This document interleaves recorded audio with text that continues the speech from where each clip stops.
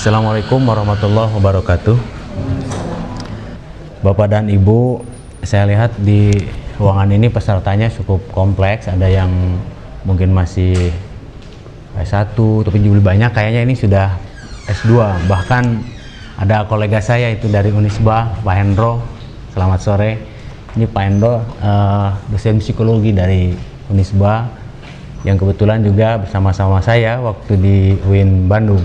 Jadi sebelumnya memang saya sempat ngajar di psikologi khusus untuk analisis eksistensial. Bahkan yang menjadi asistennya itu saya, Pak Hendro itu dosennya malah untuk bidang psikologi. Selamat bergabung dengan kawan-kawan dari Salman dan juga dari Jala Sutra. Bapak dan Ibu, untuk fenomenologi ini sebetulnya bisa diarahkan pada hal-hal yang sangat teknis tentang fenomenologi, tapi juga bisa diarahkan pada hal-hal yang sangat praktis pada konsep-konsep metodologis. Itu bisa dua arah. Nah, untuk extension course semacam ini kami konfirmasi dengan panitia.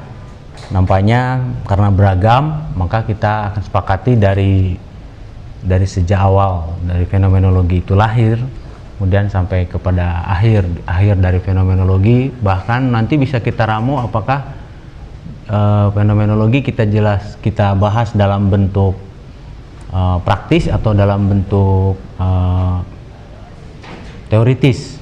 Kalau terlalu teoritis juga mungkin beda ya. Kalau khusus untuk jurusan filsafat sangat teoritis mungkin lebih tepat, tetapi kalau di sini mungkin latar belakangnya kan beda-beda ya, beda-beda.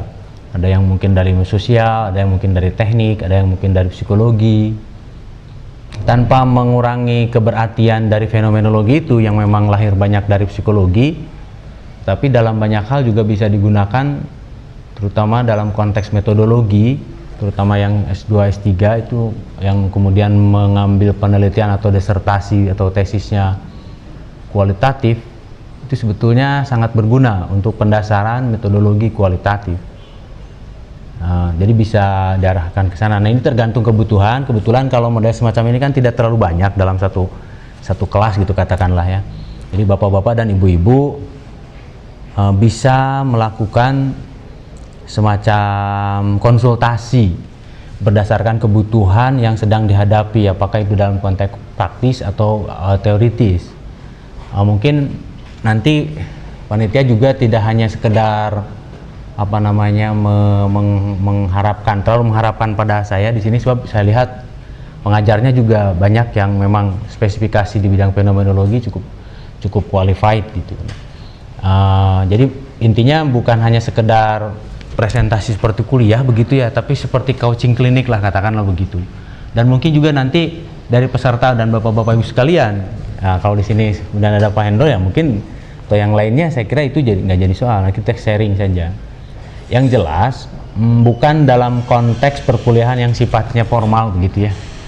Jadi lebih banyak pada aspek-aspek praktis, pemenuhan pada kebutuhan masing-masing. Karena memang untuk semacam ini kan tidak berdasarkan SKS tertentu yang formal begitu. Tidak ada juga kelulusan apakah IP-nya sekian juga kan enggak gitu. Jadi berdasarkan kebutuhan. Nanti ada mungkin yang teman-teman masih S1, bapak-bapak dan ibu yang sudah S2, S3, apakah aplikasi pada metodologisnya sejauh kita mampu, mari kita carikan solusi-solusi. Jadi semacam coaching klinik juga bisa. Nah, tapi memang untuk awal-awal kita mulai dengan pendasaran-pendasaran. Nah, waktu kami belajar fenomenologi, saya belajar fenomenologi sebetulnya tidak disarankan untuk sampai terlalu jauh pada konteks tokoh-tokoh yang mendasari atau fondasi-fondasi fenomenologi. Tapi dalam pemahaman saya perlu disampaikan, meskipun ini hanya 8 kali pertemuan ya, di jadwal begitu. Biasanya kan kalau untuk satu kali perkuliahan itu 16 kali atau 14 kali. Tapi kita coba sederhanakan, kita mulai dengan pendasaran fenomenologi, dan menurut pengamatan saya menjadi penting ketika kemudian diterapkan dalam konteks kebutuhan masing-masing peserta yang ada di sini. Baik Bapak dan Ibu, kita mulai saja. Ini untuk pertemuan pertama. sesuai dengan silabusnya, sebetulnya silabusnya sudah ada di situ, apa yang harus dipersiapkan. Sebetulnya juga saya sudah mempersiapkan dalam bentuk lain. Di situ bisa dilihat pertemuan pertama adalah posisi Brentano dalam sejarah fenomenologi. Sebetulnya kalau memulai fenomenologi tidak harus ke Brentano, tetapi orang sering mengidentikan dengan Edmund Husserl. Tapi menjadi penting ketika kemudian ya pesertanya beragam semacam ini. Konteks sosial, konteks politis, konteks sains pada abad 19 awal atau 18 akhir 1880-an itu ada satu suasana budaya intelektual yang khas pada tahun-tahun itu. Ini perlu diungkapkan sehingga latar belakangnya menjadi jelas. Namun ternyata kalau kita pelajari, ketika kita membuka-buka pada konsep Brentano juga ternyata tidak bisa mulai dari nol gitu. Terutama mungkin bapak-bapak dan ibu-ibu yang mungkin pendasaran filsafatnya agak kurang, maka di dalam membahas Brentano tentu akan bersinggungan dengan filsuf-filsuf lain yang juga tidak berangkat dari nol. Misalnya filsuf Auguste Comte, kemudian David Hume, John Stuart Mill. Maka selalu disinggung sedikit-sedikit gitu, yang itu sebetulnya tidak bisa dimulai dari nol, atau yang bapak-bapak dan ibu-ibu yang belum pernah berkenalan dengan filsafat sama sekali, sehingga agak kebingungan gitu. Nah, nanti kita akan coba sederhanakan dalam bentuk deskripsi yang mungkin mudah-mudahan dapat mudah dipahami. Kemudian nanti pada pertemuan kedua kita akan masuk pada tokoh lain yang juga sangat penting mendorong kelahiran fenomenologi, yaitu Stam, Carl Stam. Dan ciri khasnya juga berbeda dengan fenomenologi yang lain gitu. Pada pertemuan ketiga nanti kita akan bahas pada inti persoalan kelahiran fenomenologi murni dari Edmund Husserl. Dari beliaulah kemudian fenomenologi menjadi terkenal, menjadi penting terutama bagi perkembangan dunia keilmuan, sehingga lahir nanti pendasaran metodologi penelitian kualitatif. Itu sebetulnya dari fenomenologi. Begitu pentingnya sebetulnya orang-orang atau para ahli sering menganggap fenomenologi itu identik dengan Edmund Husserl, padahal dalam persinggungan keintelektualan di sekitar Jerman, Prusia, Austria itu tidak hanya Edmund Husserl, boleh dikatakan ada orang yang lebih pintar, katakanlah begitu, dari Edmund Husserl, banyak, termasuk Brentano itu. Kemudian yang keempat, tema-tema fundamental fenomenologi Edmund Husserl, yang bagian satu, filsafat sebagai sains yang solid atau filosofi rigorous science, yang tujuan utamanya fenomenologi lahir itu memang karena itu, baik dari Brentano maupun Husserl. Kemudian the natural attitude, the original intuition, ya. Tema-tema fundamental fenomenologi Husserl itu memang ada beberapa pembabakan gitu ya. Ada babak-babak awal gitu, ada babak tengah dan akhir. Tapi kita akan coba ambil intinya saja, nanti akan diperdalam pada tokoh-tokoh lain gitu. Jadi kadang-kadang ketika ingin memahami Edmund Husserl itu bisa melihat dari Brentano, bisa melihat dari Heidegger, bisa melihat dari Sartre gitu. Kadang-kadang kalau khusus dibaca misalnya Logische Untersuchungen yang dia khusus tulis itu kesulitan kadang gitu. Kesulitan untuk bisa meretasnya gagasan-gagasan fundamental Husserl. Bahkan terkadang perlu membutuhkan buku sekundernya. Buku sekundernya yang membahas itu, misalnya Marvin Faber itu orang yang memang membahas Husserl secara khusus.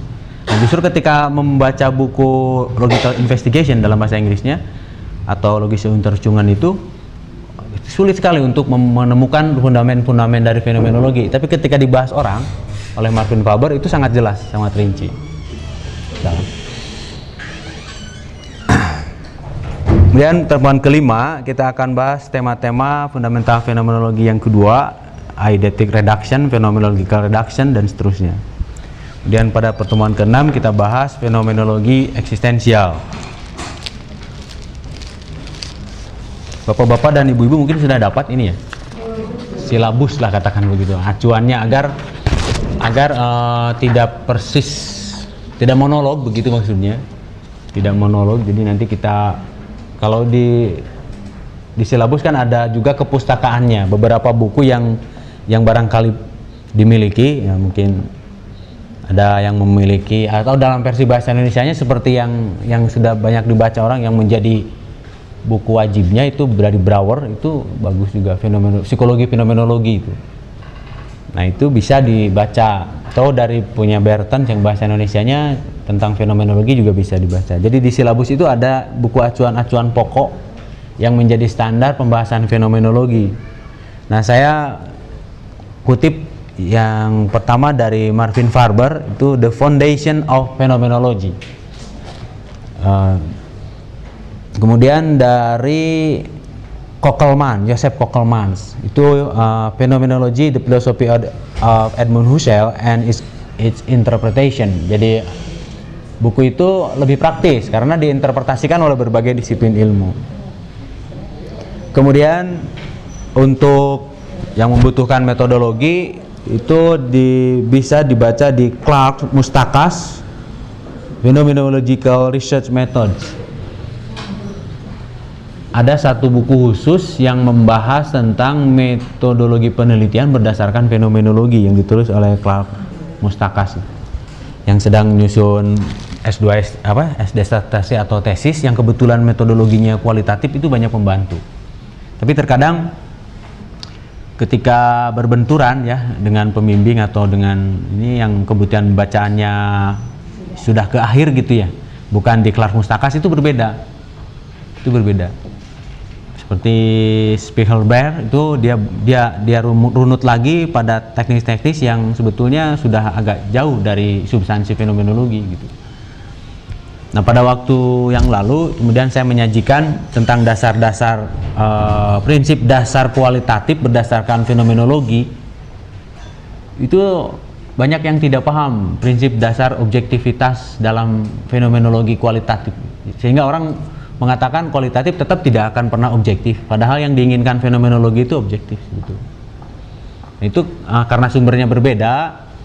Artinya sudut pandangnya kalau di tingkat praktis, ketika ada penulis buku metodologi penelitian yang kemudian dia tidak mengambil inti dasar fenomenologi dan backgroundnya adalah kuantitatif, baru masuk ke kualitatif, nah dia menganggap itu seperti benda asing gitu. Itu banyak tuh peneliti-peneliti yang atau penulis-penulis buku penelitian metodologi yang seperti itu, sehingga tidak nyambung.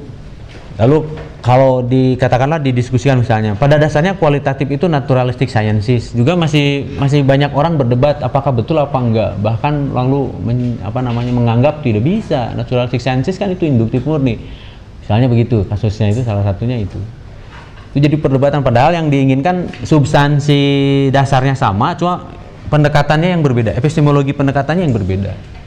Nah itu hanya ditemukan di buku-buku pokok itu.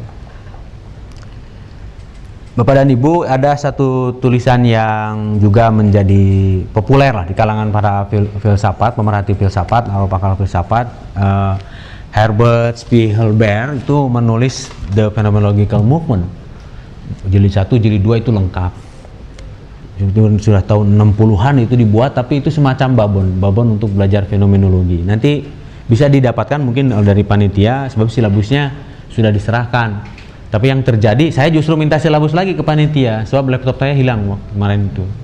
Banyak berata pokoknya udah. Saya minta lagi ke panitia, silabusnya jadi balik lagi. Awalnya dari saya ke panitia, dari panitia ke saya lagi untuk masukkan ini. Mudah-mudahan sih sudah diberikan pada bapak-bapak dan ibu-ibu peserta semuanya. Jadi secara terbuka saja. Seandainya nanti misalnya ada buku baru tentang fenomenologi, bukan harus dari saya. Sekarang kan udah gampang cari buku itu ya. Di library NU juga sudah bisa itu. Jadi buat di download gitu bisa. Nanti mari kita diskusikan. Soal perkembangan fenomenologi sampai pada akhir itu tidak akan pernah berhenti meskipun pendasarannya sama. Nah, untuk itu Bapak dan Ibu, yang paling penting adalah konteks kita itu, karena saya tidak mengerti betul need assessment yang ada pada Bapak-bapak dan Ibu-ibu mau kemana gitu kan, beragam gitu ya. Mudah-mudahan ke depan sambil berjalan kita ketahuan kira-kira yang dibutuhkan apa. So, kemarin juga yang kemarin tuh Al-Fatri itu ada mahasiswa Unpad ya yang email ke saya tentang dia proses menulis skripsi untuk fenomenologi. Mungkin ada di sini hadir apa enggak ya? Namanya siapa itu yang direferensikan hal itu? Langsung beliau menanyakan fenomenologi yang mana yang tepat. Nah, ketika ditanya begitu, bingung saya ngejawabnya. Permasalahan penelitiannya nggak tahu, gitu ya. Fokus penelitiannya tidak tahu. So, persoalan fenomenologi itu nanti pada konteks itu bukan lagi sebagai satu disiplin filsafat, tapi sebagai terapan alat saja. Sehingga bisa dipilih manapun berdasarkan pokok masalahnya. Tapi yang terjadi sering dibalik, sehingga yang menyusun skripsi atau tesis itu saya mau fenomenologi ini yang saya teliti. Apalagi disiplin ilmunya bukan filsafat, misalnya disiplin ilmu sosial yang justru bisa memerlukan berbagai metode. Jadi faktornya sebetulnya bukan faktor fenomenologi apa atau tokoh siapa yang dipilih, tapi pokok persoalannya apa didekati dengan fenomenologi itu bisa campur aduk gitu. Nah, itu yang perlu disampaikan dalam konteks silabus. Baik Bapak dan Ibu, kita mulai saja. Ini situasi pada tahun 1880-an di Eropa, katakanlah begitu. Benih munculnya fenomenologi itu ada satu situasi yang menyebabkan beberapa tokoh filosof atau tokoh-tokoh atau katakanlah ilmuwan atau juga intelektual gelisah dengan keadaan kondisi keilmuan di Eropa. Kalau di kita saya kira tahun ini mungkin masih dalam zaman penjajahan ya. Ada satu situasi terjadi perdebatan antara psikologisism dengan filosofi atau filsafat. Jadi pada dasarnya filsafat seperti mati suri di satu sisi, lalu sains begitu populer, terutama perkembangan fisika. Dengan berkembangnya fisika ini sudah menjadi hal yang biasa sebetulnya, bahwa fisika pada abad 19 itu mencapai puncaknya, sehingga seluruh disiplin ilmu itu ingin meniru fisika. Katakanlah dunia positifistik sudah merajalela. Filsafat itu kehilangan cengkramannya, kehilangan pengaruhnya, dirasakan sudah tidak berguna lagi. Bahkan beberapa filosof itu seperti diasingkan, metafisika dibuang jauh-jauh. Itu kondisi positivisme yang sedang memuncak seperti itu, termasuk dalam bidang psikologi. Nah, psikologi kan yang meraja itu behavioristik ya Pak Hendro ya, aliran behavioristik.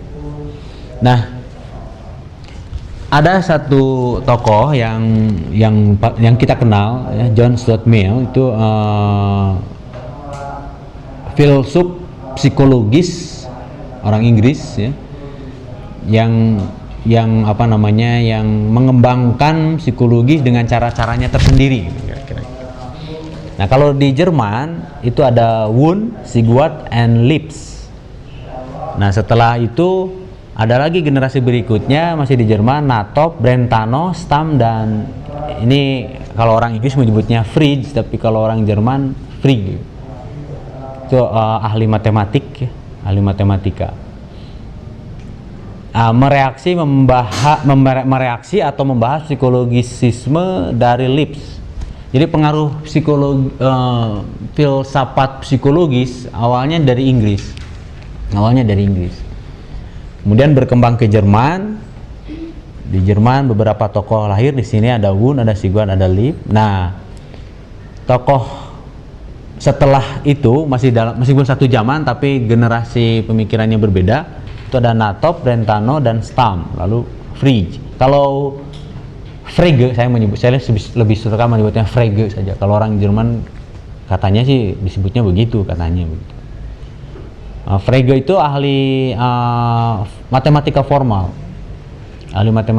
Tapi banyak perhatian pada ilmu-ilmu lain termasuk psikologi. Yang akan kita lebih bahas itu di sini yang banyak berhubungan dengan Brentano adalah Lipps ya. dan Natop. Menurut Natop, psikologi itu bangunannya membangun basis filsafat. Jadi seperti saya sampaikan tadi, filsafat sedang mati suri, kurang pengaruhnya, metafisika dilempar jauh-jauh, matinya metafisika, katakanlah begitu. Yang diusung adalah positivistik, semua orang maju ke positivistik, ilmu sosial bergerak ke situ. Nah, ikon ilmu sosial itu sebenarnya psikologi dan antropologi. Tapi yang paling banyak saat itu psikologi, terutama berkembang di Jerman. Nah, psikologi juga mengikuti arah-arah fisika itu. Tapi Natop berpendapat lain. Jika psikologi mengikuti fisika, maka yang terjadi fisika menjadi dasar psikologi. Fisika menjadi dasar psikologi. Sehingga itu behavioristik, semuanya serba fisik. Serba terukur, measurable, kemudian tingkah lakunya juga terukur, semuanya terukur. Itu karena mengadopsi fisika. Itu yang ngetren saat itu. Tapi Natop berpikiran lain. Justru psikologi itu bukan seperti itu. Bahkan bisa menjadi dasar ilmu-ilmu lain, termasuk menjadi dasar bagi filsafat. Jadi bukan dasar psikologi adalah fisika, tapi justru psikologi menjadi dasar ilmu lain, termasuk filsafat. Natop meragukan logika dan teori pengetahuan sebagai dasar psikologi. Jadi agak beda. Sebetulnya kan psikologi itu dibangun oleh fisika dan di dalamnya ada logika. Tapi Natop meragukan logika dan teori pengetahuan sebagai dasar psikologi. Tapi psikologi cenderung bisa menjadi dasar sains. Justru seperti dibalik ya. Seperti dibalik. Nah, alasan kenapa ini? Pertanyaan besarnya kan itu. Apa alasannya? Argumennya apa? Sehingga Natop bisa berpikiran seperti itu. Padahal di kalangan ilmuwan saat itu mungkin sampai sekarang juga masih berpikir bahwa psikologi itu masih meminjam metodologinya dari fisika. Ada unsur matematikanya juga dan unsur logikanya juga, sehingga disebut logika matematika psikologi yang membangun itu.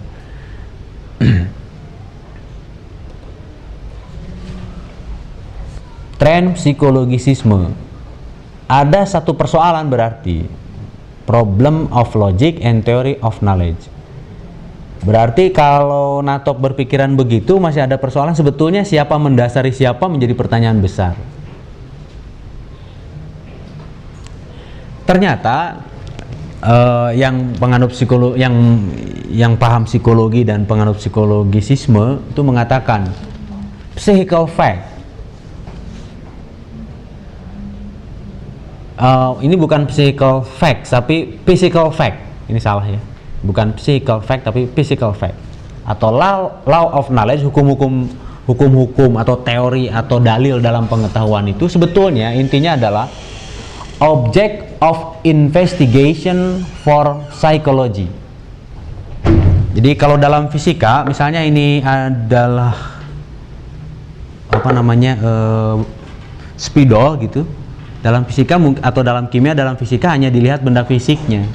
Tapi kalau menurut psikologisisme, benda fisik ini pada dasarnya objek psikologi. Pada dasarnya objek psikologi, bukan objek fisik, bukan objek fisika. Karena apa? Karena ketika kita menangkap benda, ada proses psikologis. Kata psikologisisme. Ada konsep psikologis. Artinya ketika kita membuat konsep, membuat teori, di situ melibatkan consciousness, kesadaran.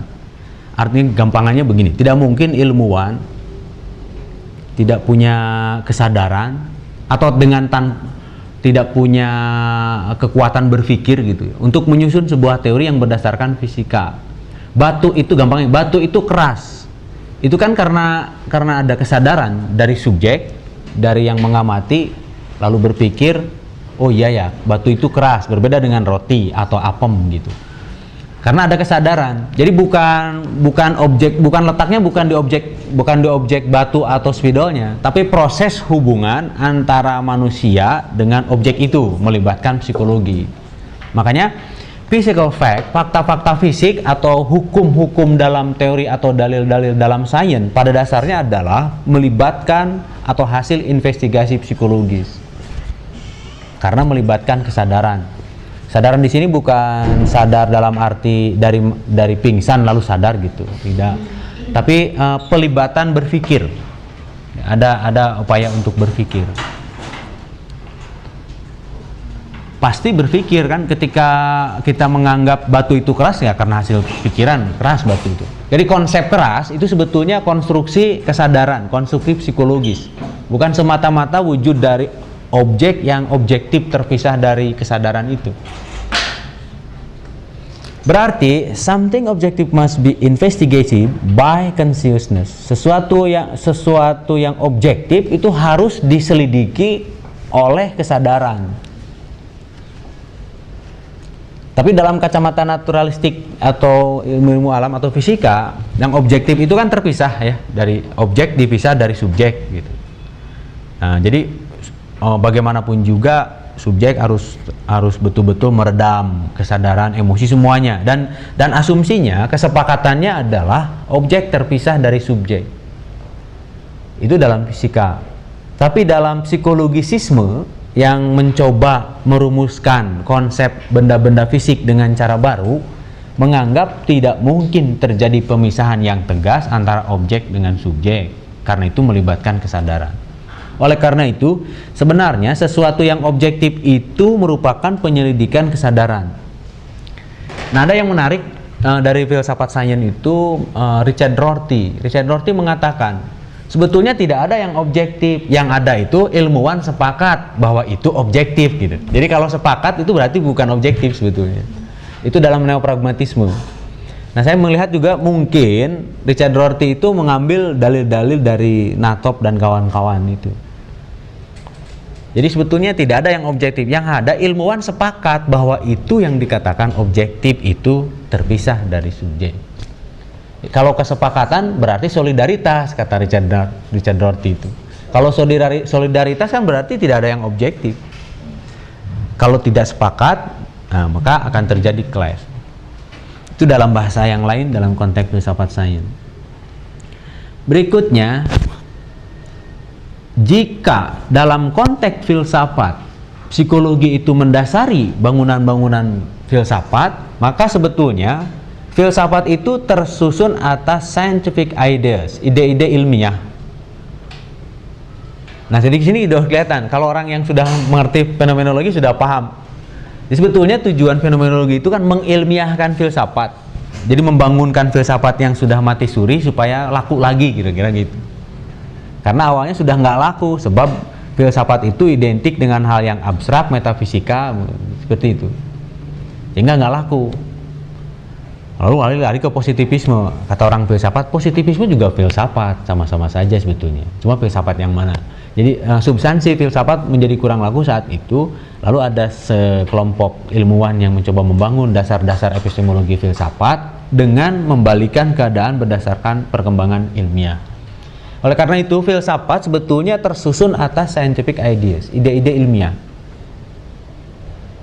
Bukan, dari sini kita bisa melihat, orang sering berpikir filsafat adalah induk dari sains. Sebetulnya enggak juga. Bisa saja lahirnya filsafat itu karena sains dalam konteks ini. Itu dalam konteks historisnya iya, karena memang dulu itu belum tersusun. Tapi dalam konteks berdasarkan zamannya bisa dibalik. Filsafat bisa bertahan karena sains, terutama fisika. Sebetulnya bisa begitu. Nah, di sini katakan mathematical and physical sciences. Tapi bukan fisika dalam arti induktivisme, atau bukan, barangkali yang kurang paham ya. Bukan fisika dalam arti objektif bendawi gitu, kira-kira gitu. Bukan objektif materialistik, bukan objektif bendawi. Tapi fisika dalam bentuk psikologisisme yang menganggap benda fisik itu pada dasarnya proses psikologis. Dari situ kita bisa mengatakan sebetulnya induk dari filsafat adalah sains. Dasar dari filsafat itu adalah scientific ideas. Berikutnya, ini tambahan saja.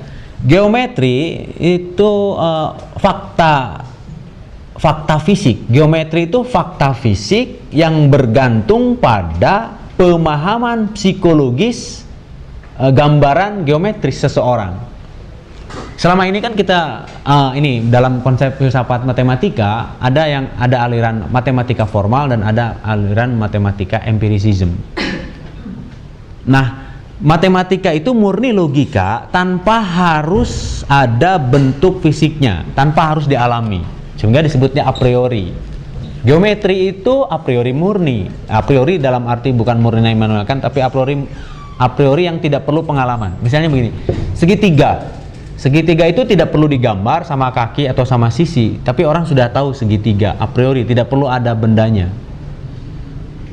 Tapi pada dasarnya dalam konteks psikologisisme, geometri itu adalah fakta fisik yang bergantung pada cara pandang psikologis orang tentang geometrical presentation gitu, tentang sudut pandang geometrinya gitu. Berarti faktor psikologis juga. Segitiganya itu misalnya gampangannya begini ya, kalau coba ambilkan segitiga. Nah, segitiga yang mana maksudnya? Bisa cawat kan ya? Bisa CD gitu. Jadi representasi orang tentang segitiga itu bermacam-macam gitu. Nah, termasuk dalam geometri pun seperti itu, bisa sama sisi, bisa sama kaki gitu. Representasi geometri dari bentuk bangun itu belum tentu itu. Nah, gitu. Maksudnya seperti itu. Karena itu depends upon the psychological understanding of geometrical presentation. Bergantung pada pemahaman psikologis tentang konsep geometri itu. Sehingga kan di dalam matematika geometri juga bermacam-macam kan ya, bermacam-macam aliran, bermacam-macam model gitu. Ini cukup radikal, cukup mendasar perombakan-perombakan yang dilakukan Atop. Jadi yang dibongkar bukannya filsafat tapi juga geometri, termasuk juga ilmu-ilmu yang lain. Kemudian, the objectivity of science requires the overcoming of subjectivity. Objektivitas sains itu yang membutuhkan penyelesaian tentang subjektivitas juga. Harus diselesaikan konsep subjektivitasnya, atau setidaknya sains yang objektif itu menyimpan pada taraf tertentu menyimpan subjektivitas juga. Seobjektifnya sains, katakanlah gitu, ada subjektifnya juga. Gambaran sederhananya seperti itu.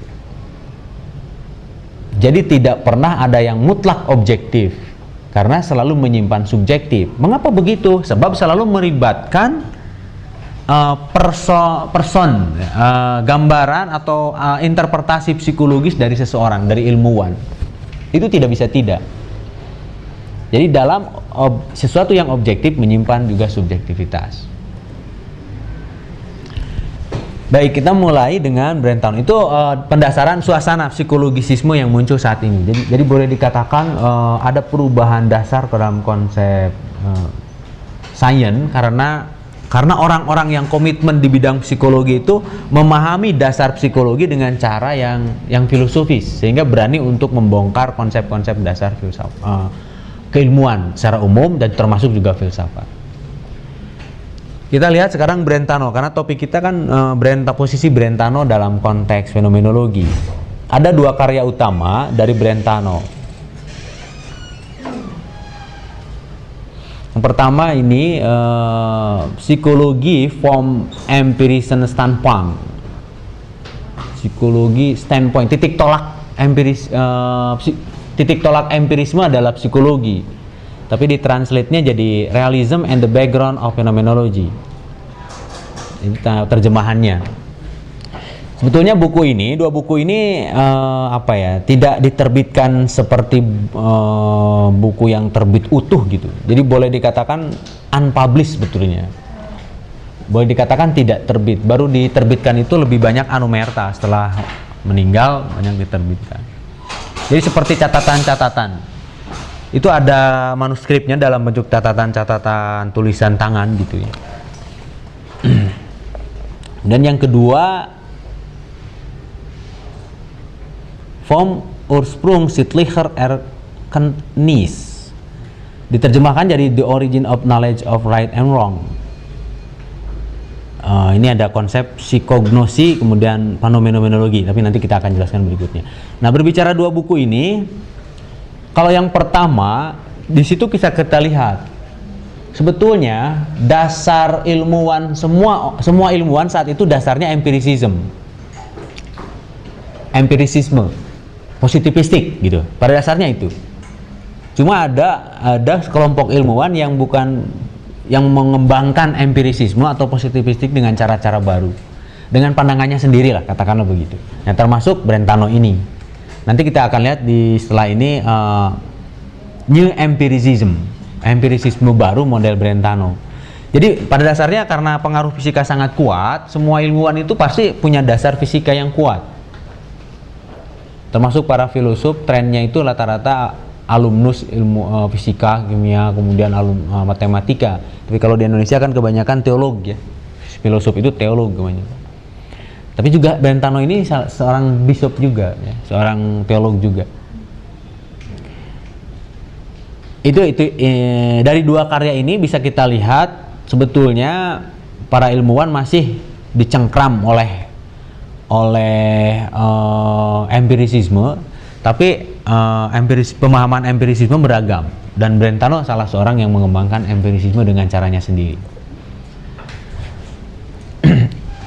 Posisi Brentano dalam fenomenologi. Istilah fenomenologi ada pada manuskrip Brentano. Jadi seperti manuskrip ya, yang tidak buku dalam bentuk sudah terterbitkan, tapi manuskrip yang unpublished, tidak diterbitkan, tapi kemudian diturun-temurunkan pada murid-muridnya. Nah, kenapa Edmund Husserl terkenal? Karena ini tidak diterbitkan, gitu. Kalau jadi sebetulnya yang seperti apa ya, yang membuka lahannya Brentano, yang terkenalnya Edmund Husserl. Jadi persoalan publikasi, Pak Al. Kalau Al punya penerbit itu publikasi. Kemudian dalam bukunya Husserl, jadi Husserl berterima kasih kepada Brentano, ya sebagai gurunya gitu. My one and only teacher in philosophy, itu merujuknya pada Brentano. Tawadunya, kata orang tawadunya Husserl itu begitulah. Jadi sudah jelas bahwa sebetulnya yang mendasari fenomenologi bukan Husserl semata-mata, tapi justru Brentano. Sehingga para ahli yang mempopulerkan, sebetulnya kalau menunjuk Edmund Husserl, yang mempopulerkan fenomenologi Husserl, tapi yang melahirkan Brentano sebetulnya. Itu kesepakatan para ahli filosof sajalah. Yang penting jadi gitu gagasannya. Ini yang saya katakan tadi, psikologi baru yang dikembangkan oleh Natrop, kemudian Brentano. Dalam bentuk tadi empirisisme, tapi empirisisme sudah berkembang dan psikologi merambah ke aspek-aspek lain. Jadi awalnya psikologi dipenjara dalam tanda kutip oleh fisika gitu ya.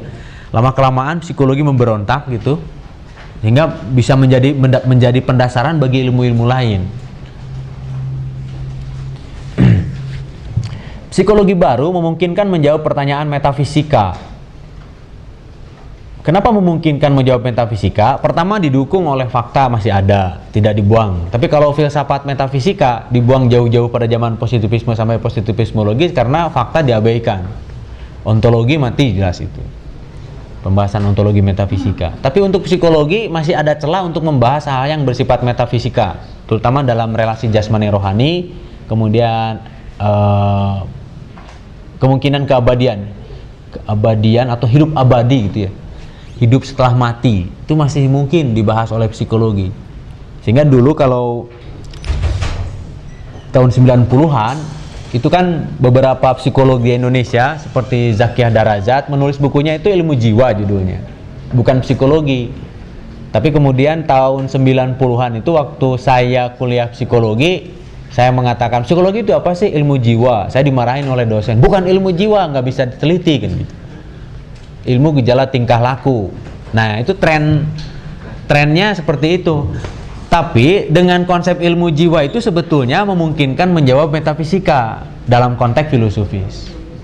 Karena relasi jasmani rohani, kalau sudah melibatkan rohani, sebetulnya bukan persoalan yang tampak saja, tetapi yang juga tidak tampak. Bukan appearance saja, tapi juga realitinya.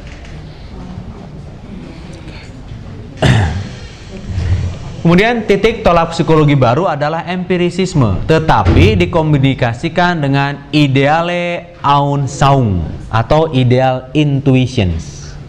Jelas dalam behavioristik itu nggak bisa ya, nggak bisa itu, intuisi ideal itu nggak bisa. Psikologi baru itu, ini baru zaman dulu ya, zaman 1800-an sih.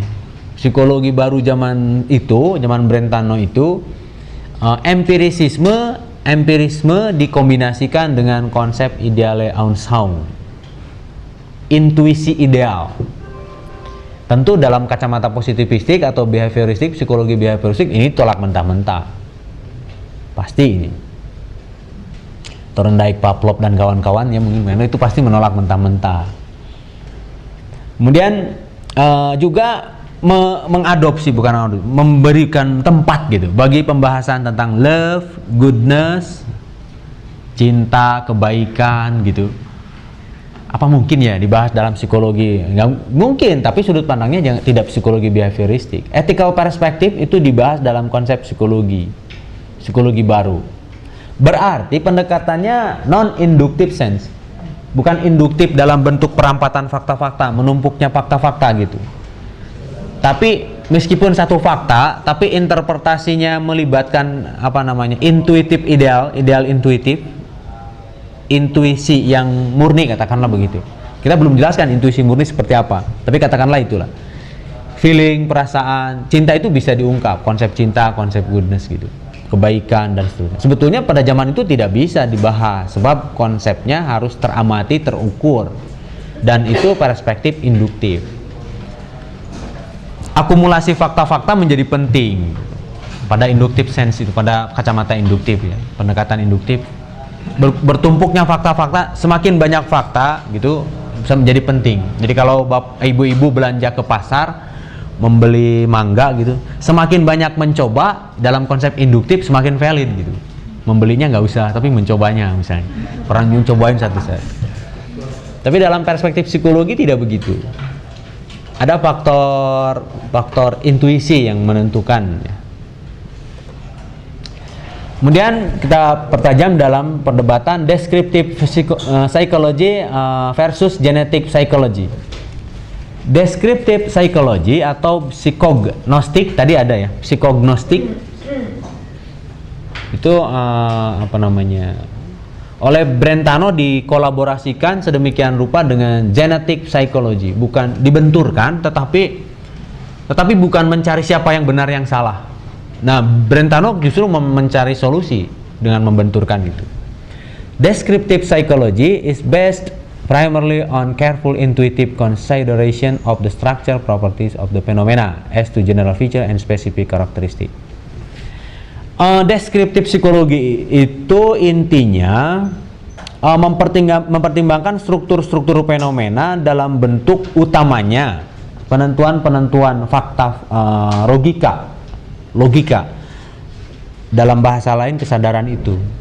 Jadi lebih memprioritaskan pada intervensi atau pada campur tangan logika. Artinya deskriptif psikologi itu berusaha untuk otonom dari pengaruh fisikal. Sebetulnya kembali lagi kan ke perdebatan psikologi tadi, perdebatan keilmuan pada umumnya. Intinya itu, deskriptif psikologi itu ingin tidak terlalu ditelikung, tidak terlalu dipengaruhi oleh fisika. Sedangkan genetik psikologi itu dasarnya adalah natural sciences.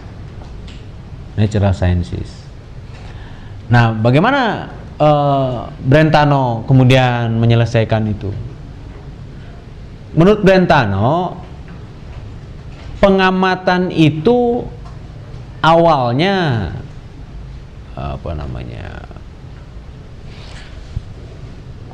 jadi persentuhan subjek atau ilmuwan dengan benda-benda itu selalu melibatkan observasi dan juga melibatkan memori secara timbal balik.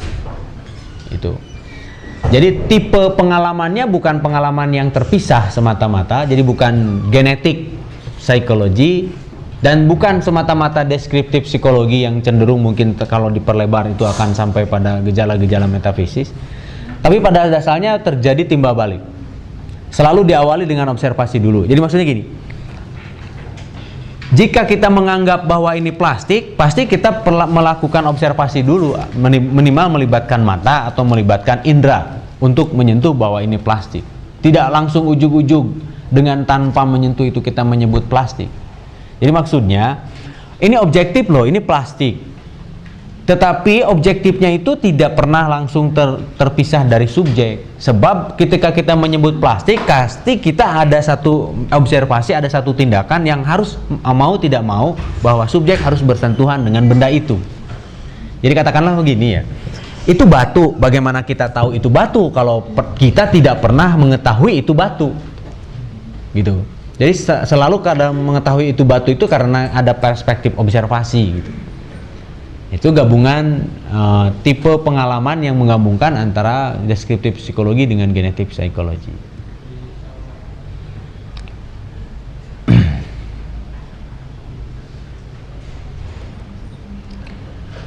Nah, apa yang kita uraikan tadi, keterhubungan subjek-objek, objek-subjek. Nah, ini yang dinamai oleh fenomenologi, terutama oleh Brentano, sebagai intensionalitas.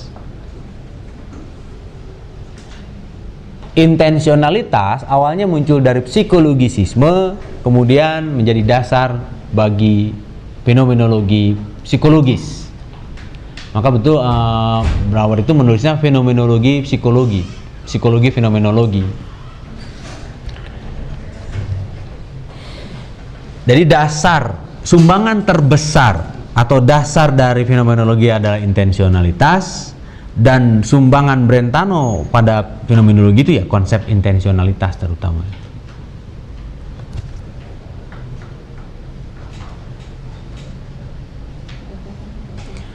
Tapi juga tidak sesimplistis itu. Tetap adalah pendasaran psikologi ke fenomena psikologis itu berbeda atau tidak sama dengan fenomena non psikologis. Tetap ada distansiasi, tidak campur aduk begitu. Mengapa begitu? Karena fenomena psikologis yang di dalamnya ada intensionalitas mengacu pada konten di mana sesuatu yang ada yang katakanlah secara terarah dipahami oleh subjek, ya, itu perlu dikasih jarak gitu. Jangan semata-mata mencampur begitu saja. Maksudnya penggabungan antara yang deskriptif psikologi dengan genetik psikologi itu tidak simplistis gitu. Ada nuansa-nuansanya. Apa itu nanti kita bisa lihat ke belakang. Ada konsep yang namanya a primary and a secondary object, reference, pengacunya.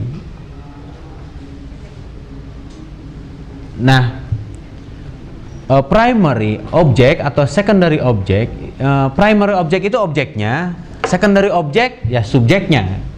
Nah, dipisahkannya itu. Nah, pengaruh dari subjek, kadarnya itu berbeda-beda caranya. Jadi meskipun digabungkan antara genetik psikologi dengan deskriptif psikologi, tapi tidak sesederhana, tidak hanya sekedar menggabungkan begitu. Ada ininya, ada nuansanya lah gitu. Supaya lebih jelas kita lihat tanggal berikutnya. Nah, ini supaya lebih jelas, ada representasi, ada judgment gitu ya. Setidaknya ada dua itu yang membedakan. Ada representasi, ada judgment.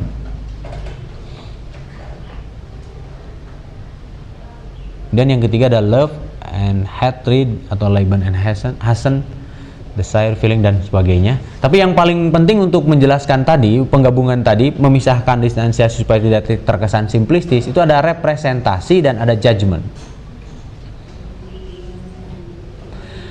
Representasi dan judgment itu yang menentukan kualitas intensionalitas itu. Kualitas intensionalitas. Sehingga ada persepsi dan ada pengalaman. Ada persepsi dan ada pengalaman. dan ada yang continue dan ada yang discontinue dari rangkaian intensionalitas itu. Ada yang continue dan ada yang discontinue. Kemudian ada dalam bentuk kualitas judgment atau kualitas representation. Mungkin representation hanya gambaran-gambaran begitu saja, tapi kalau judgment sudah melibatkan kesadaran lebih tinggi gitu. Ada kualitas yang berbeda.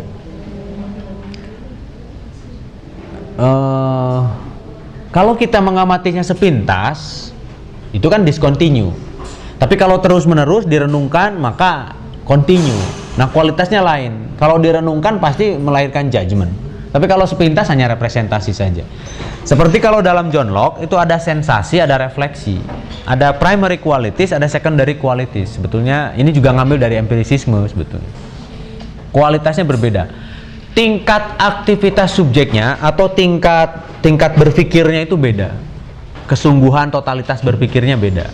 Kalau yang totalitas pasti menjadikan judgment, putusan. Tapi kalau hanya sepintas, representasi saja. Ada kualitas sekunder, ada kualitas primer, kira-kira begitu. Kalau untuk kualitas primer hanya sepintas. Nah, dalam bahasa fenomenologi adalah representasi dan judgment. Itu beda. Kualitasnya judgment lebih tinggi.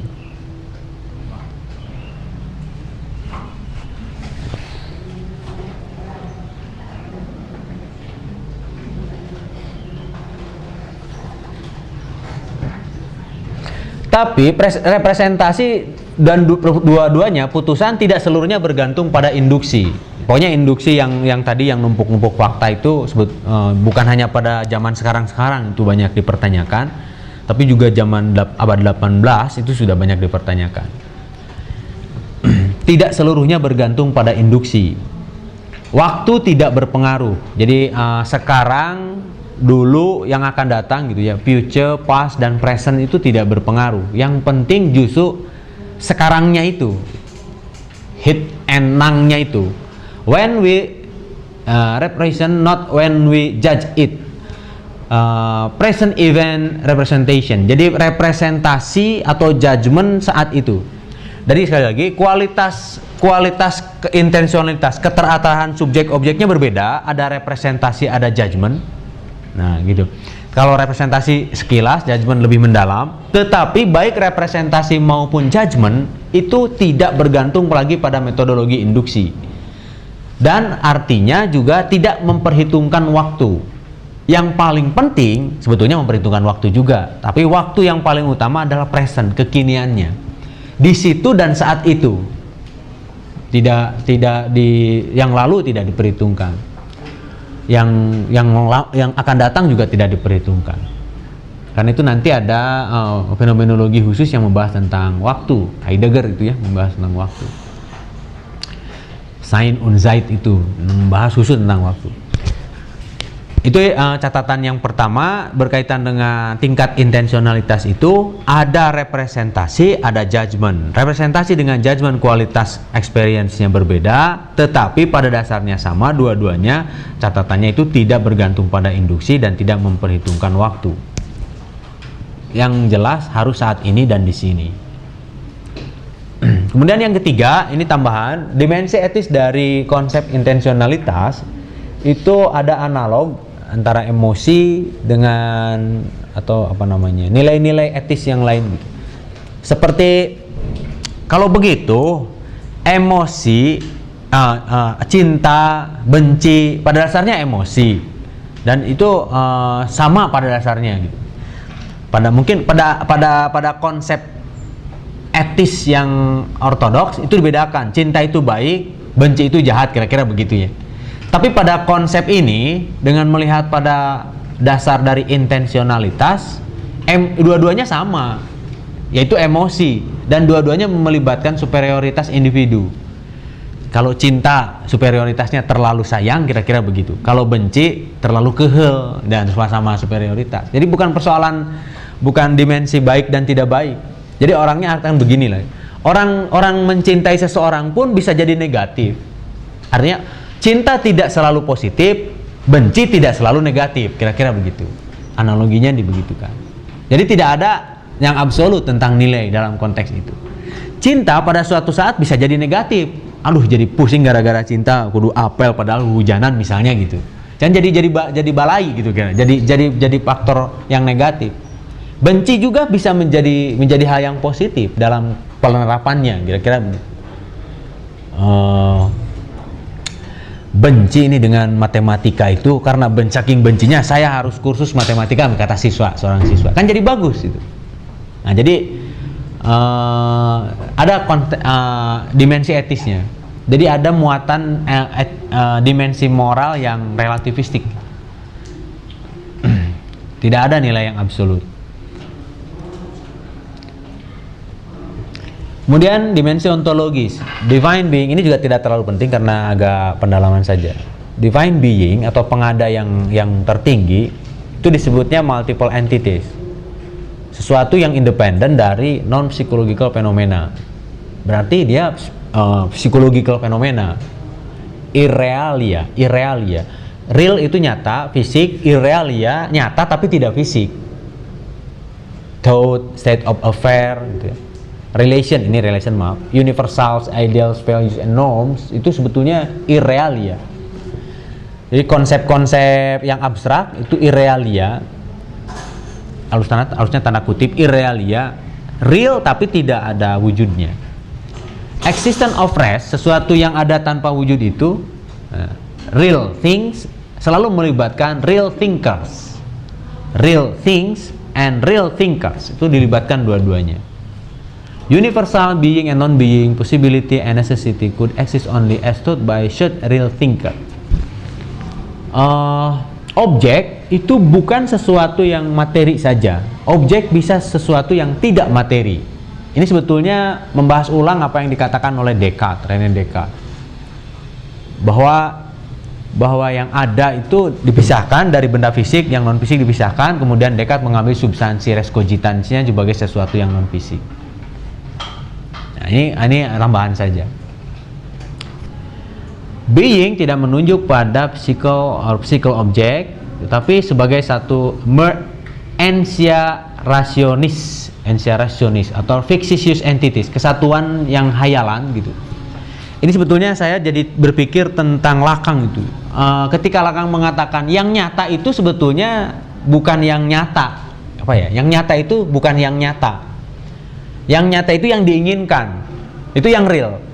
Tapi kalau yang diinginkan sudah tercapai, maka menjadi tidak nyata gitu. Mungkin bisa dipahami ya. Saya ingin sepatu baru. Nah, ketika pingin sepatu baru itu nyata. Namun ketika sudah beli malah jadi tidak nyata gitu.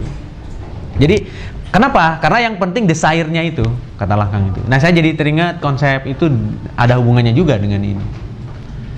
Jadi yang nyata itu karena dorongannya, bukan karena ketercapaiannya, gitu. Maka disebutnya beyond fenomena, dalam konteks Immanuel Kant namanya noumena. Dengan begitu, uraian tadi kita coba ringkas. Ada 5 karakteristik filsafat Brentano. Yang pertama, the basic structure of human existence or of subjectivity adalah intensionalitas. Struktur dasar eksistensi manusia adalah intensionalitas atau subjektivitas.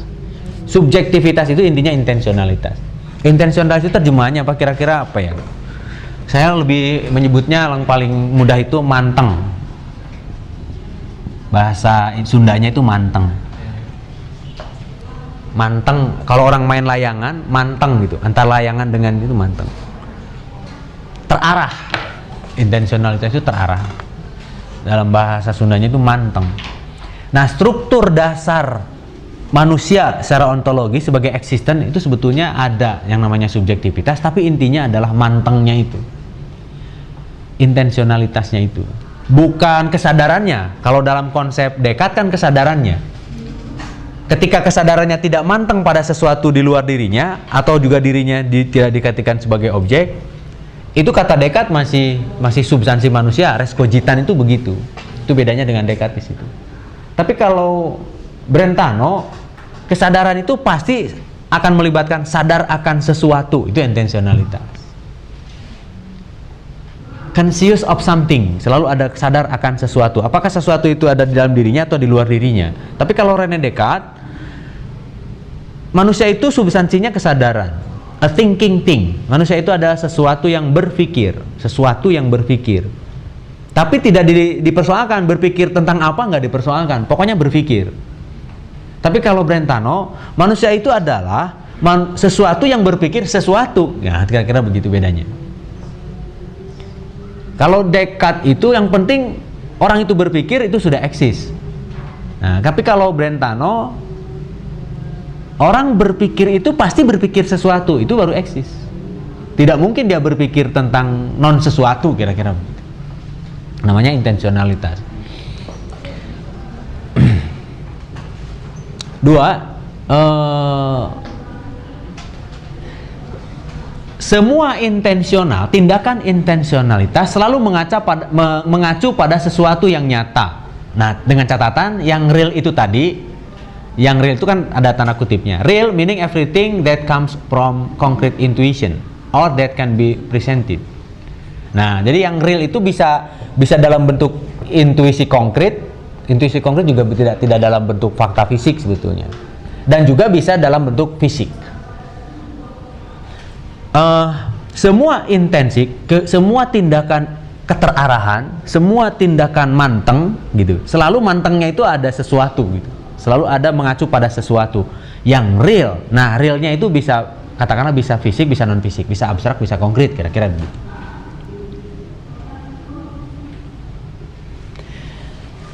Every cognition refers to an existing thing. Semua kesadaran mengacu pada sesuatu yang ada. Yang ada. Semua kesadaran selalu mengacu pada sesuatu yang ada. Ya kalau tidak ada juga di sini harus dipahami bukan dalam ada konkret saja, tapi juga yang tidak ada. Maka adanya dalam bentuk tanda kutip.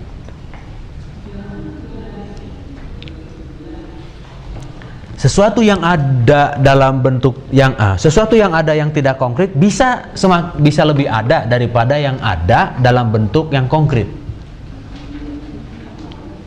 Sesuatu yang ada yang konkret, kualitas adanya bisa di bawah yang ada yang tidak konkret gitu. Nah, ini kalau bicara Tuhan seperti itu kan. Tuhan itu tidak konkret tapi jauh lebih ada daripada kursi yang wujudnya nyata tapi bisa rusak. Tapi dalam Tuhan itu kan abadi, katakanlah begitu. Itu gambarannya seperti itu.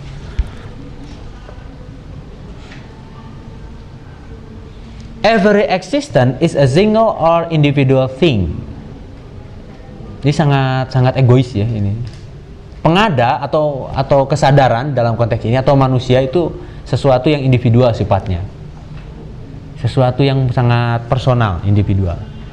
Ini nanti akan menggambarkan proses kelahiran titik tolak fenomenologi itu sebetulnya Protagoras, filsafat Protagoras, yaitu manusia adalah ukuran kebenaran masing-masing individu. Jadi objektivitasnya intensionalitas itu diukurnya oleh individu, bukan oleh sekelompok orang gitu. Tapi kalau dalam induktif kan semakin banyak orang yang sepakat maka semakin objektif. Tapi kalau dalam konteks ini semakin individual gitu, semakin individual. Halnya individual, orangnya individual, objeknya juga individual. Sehingga orang mengatakan fenomenologi itu bagaimanapun alasannya tetap subjektif. Nah, di situ sebetulnya persoalannya. Karena individual itu. Tapi nanti orang fenomenologi akan dijelaskan lagi, akan sehingga tahu bahwa pada dasarnya yang individual menjadi objektif. Cuma cara objektifnya jadi lain.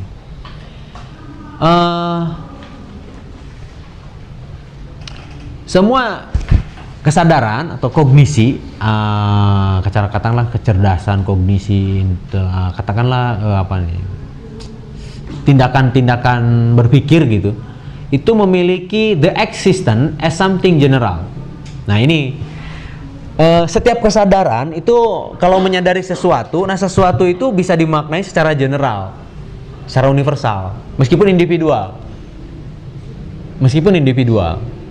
Jadi kalau kita ngobrol ngerumpi gitu, sering kita oh iya oh saya ge sarua gitu. Nah itu kan berarti ada persinggungan yang sama.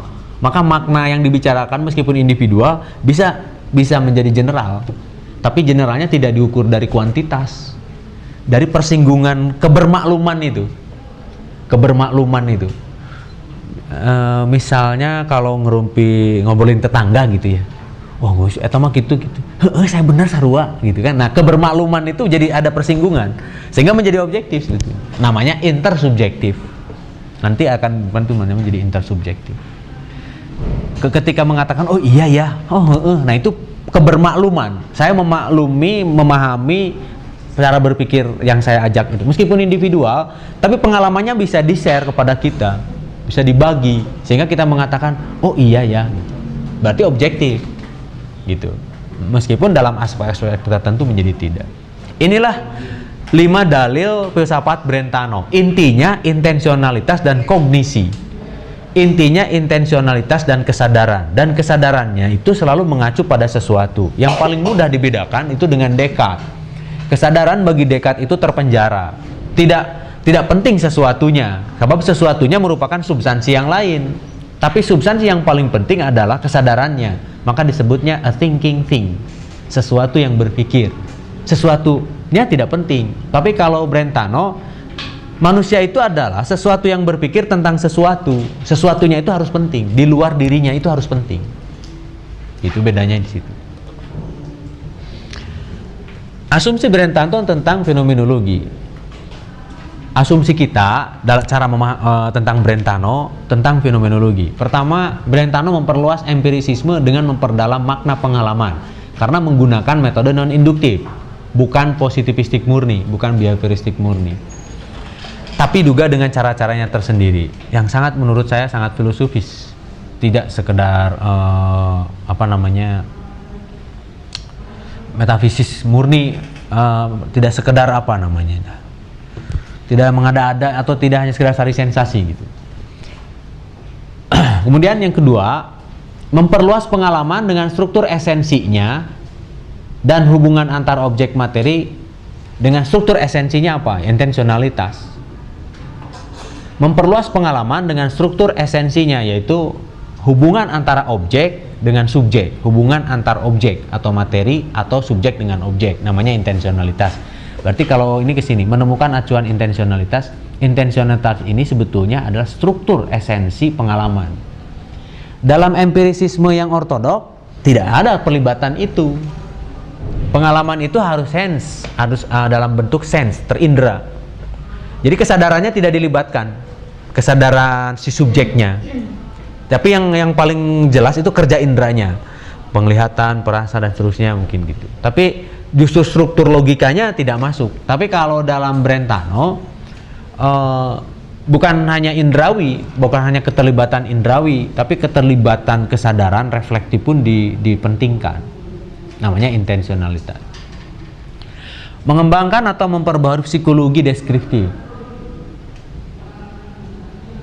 Yang tadi berhubungan dengan genetik psikologi itu digabungkan sehingga strukturnya bukan hanya judgment itu khas filsafat, tapi kalau representasi khas psikologi. Nah ini dua-duanya digabungkan dengan kualitas yang berbeda, bergantung daya intensinya. Menganalogikan self evidence dengan etika. Self evidence itu terbukti dengan sendirinya, berarti kan absolut. Maka konsep benar salah itu absolut. Nu benar pasti benar, nu salah terus salah. Nah itu nggak bisa dalam konsep Brentano. Tidak seharusnya seluruhnya salah dan tidak seluruhnya benar. Ada relativisme dalam konteks etika ini. Nanti kita perdalam dalam Suits atau dalam tokoh lain nih, mungkin Ehrenfeld ya. Implikasi. Dalam konteks filsafat berarti ada titik Archimedes, ada titik pusatnya dalam filsafat itu. There is an Archimedean point in philosophy. Ada satu pijakan utama, dasar utama dalam berfilsafat. Itu harus ada satu Archimedean point dalam filsafat. Sebetulnya sama dengan Descartes ya. Descartes juga sama. Titik pusat filsafat itu ya kesadaran, keraguan, doubt itu, keraguan. Nah ini juga sama, tapi bukan keraguan. Ya namanya intensionalitas, kesadaran intensionalitas. Maka filsafat menjadi ilmiah. Dalam konteks filsafatnya, filsafat akan menjadi ilmiah ketika ditentukan fondasi utama dari metode filsafat itu, yaitu tadi intensionalitas itu. Intention, Brentano atau Husserl, a relationship to an object or objectivity. Relasi antara subjek-objek atau objek dengan objek, atau subjek dengan objek dalam bentuk experience, pengalaman, willing, wishing, dan seterusnya lah, kemauan, kehendak, desire, dan seterusnya. Itulah titik Archimedean point dari filsafat. Jadi ambisi besar Brentano itu sebetulnya ingin bukan hanya mengembangkan psikologi menjadi psikologi yang deskriptif yang lebih dalam, tetapi ingin mencari dasar fondasi atau dasar metodologis filsafat. Itu sebetulnya. Nah, sementara orang-orang menganggap itu sebetulnya gagasan Husserl semata-mata, padahal enggak juga. Ini kita tulis Brentano Husserl. Jadi pada Brentano pun ambisi untuk membangkitkan kembali filsafat itu sudah ada, dan mencari pendasaran, titik utama, titik pijak cara berfilsafat, metodologi berfilsafat. Yang ditemukanlah namanya intensionalitas. Tuh. Nanti dalam bahasa Husserl disebut rigorous science, itu dari awal tadi kan ya. Rigorous science itu science yang sangat solid. Soliditas dari science. Ini terjemahan apa namanya? Bukan terjemahan sih, pemaknaan dari rigorous. Rigorous sebenarnya kan tidak dikenal dalam bahasa Inggris biasa. Rigorous science. Ketika sudah ada titik pondasinya, maka filsafat itu menjadi sains yang solid karena ada dasar metodologinya, yaitu intensionalitas. Lalu kita tambah untuk hal sekedar nyampe diketahui saja bahwa intensionalitas itu dipinjam atau diturunkan dari istilah skolastisisme pada abad pertengahan, pada Thomisme. Mungkin pada Aquinas ya, mungkin pada Thomas Aquinas. Nah, untuk Brentano hanya membedakan yang fisik dengan yang psikis, fenomena fisik dengan psikis. Sedangkan yang fenomena psikis itu hanya bisa dimaknai oleh kesadaran. Yang fenomena fisik itu figur. Figur itu bentuk bangun yang bisa dilihat, hanya bentuk-bentuk indrawi. Itu yang fisik. Jadi ketika Brentano mempelajari konsep intensionalitas, itu awalnya hanya membedakan yang fisik dengan yang non fisik. Sebelumnya yang fisik non fisik dalam zaman positivisme, yang fisik itu positif, yang lain metafisik, kira-kira begitu. Nah, ini dalam konsep yang lain, fenomena fisik dan fenomena psikis. Nah, ini yang kita bilang tadi, Brentano maupun Husserl sebenarnya mengacu standpointnya, man is the measure of all things. Manusia adalah ukuran segala sesuatu. Manusia adalah pusat kebenaran. Itu dari Pythagoras. Subjektifnya itu dari sini, sehingga menuding subjektivisme. Kualitatif itu subjektivisme, fenomenologi itu subjektivisme. Brentano dengan Husserl berbeda. Bukan bertolak belakang, ada perbedaan. Brentano lebih kepada intuitif, tapi Husserl lebih kepada logik. Nantinya itu lebih pembahasannya lebih mulai ke logik. Tapi ujung-ujungnya Husserl menjadi intuitif, transendental, fenomenologis, menjadi intuitif. Itu yang agak berbeda, sehingga mungkin Husserl mengembangkan caranya dengan bentuk logika karena Husserl itu sarjana matematika. Evidence tidak sama dengan feeling. Ini yang absolut, ini yang berdasarkan relatif, katakanlah begitu ya. Kalau feeling pasti relatif, evidence itu absolut. Tetapi tidak berarti merendahkan sesuatu yang sifatnya perasaan gitu. Karena justru memberikan ruang-ruang untuk kreativitas itu ada di situ. ini sudah irrealia, being non being, fact, truth, and mere fiction. Only realia or illusion gitu. Oke, kita percepat.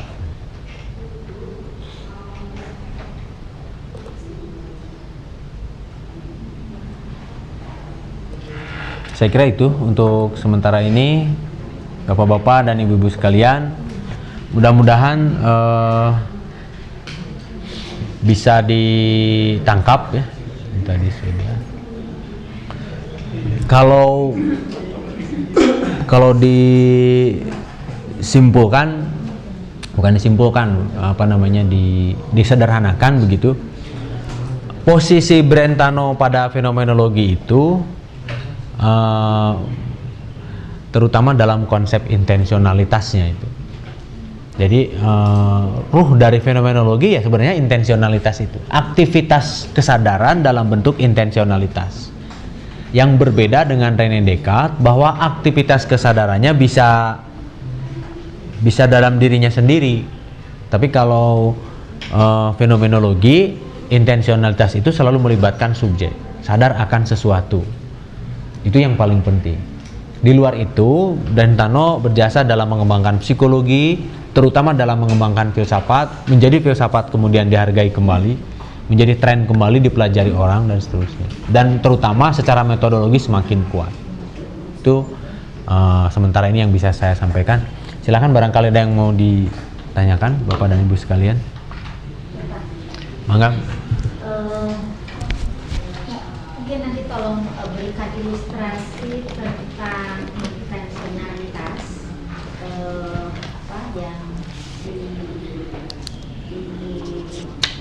yang dipelopori oleh Brentano, kaitannya dengan judgment dan partisipasi. Karena di sana tidak dimungkinkan untuk membicarakan masa lalu dan masa depan, tapi dan sekarang dan di mana. Apakah kesadaran yang akan dimaknainya itu adalah yang saat itu saja? Sementara saya pernah mengkaji begitu bahwa justru fenomenologi itu berbicara tentang hari ini, kemarin dan ke depan begitu. Nah, itu yang pertama.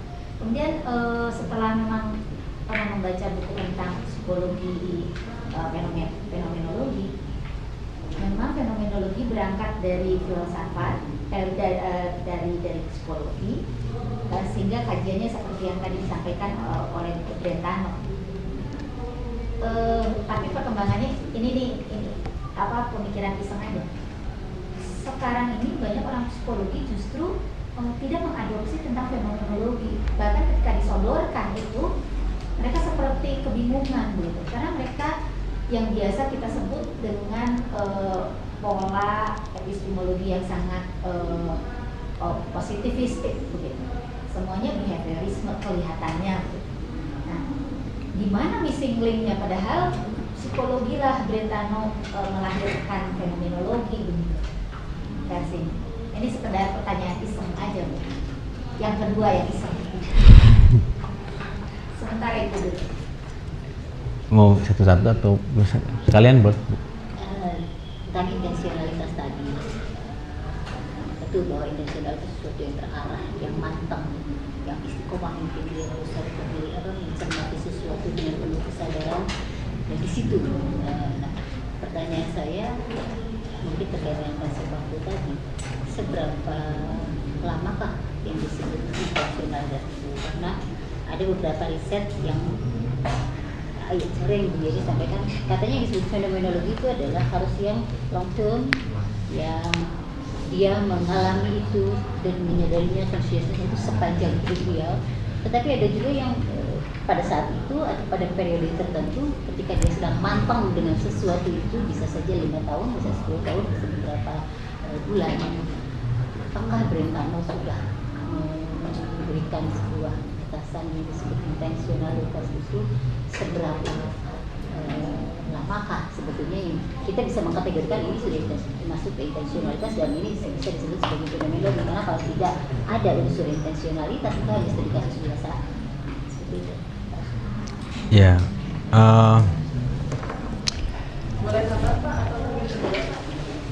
Boleh Bu. Pertama Pak, kalau menurut Brentano realitas itu seperti apa Pak? Realitas. Realitas itu apakah just evidence, cogitans, atau yang tadi yang Bapak bilang intensionalitas yang matang itu, kemudian manfaat praktis dari filsafat fenomenologi Brentano sendiri itu apa? Terus terang saya bukan dari psikologi, dari komunikasi, saya coba melihat kira-kira dari sini tujuannya itu dalam praktis itu seperti apa? Terima kasih Pak. Yang pertama, untuk lebih detail mengenai waktu, Bu, itu nanti di Heidegger itu ada khusus untuk waktu pembahasan Sein und Zeit itu.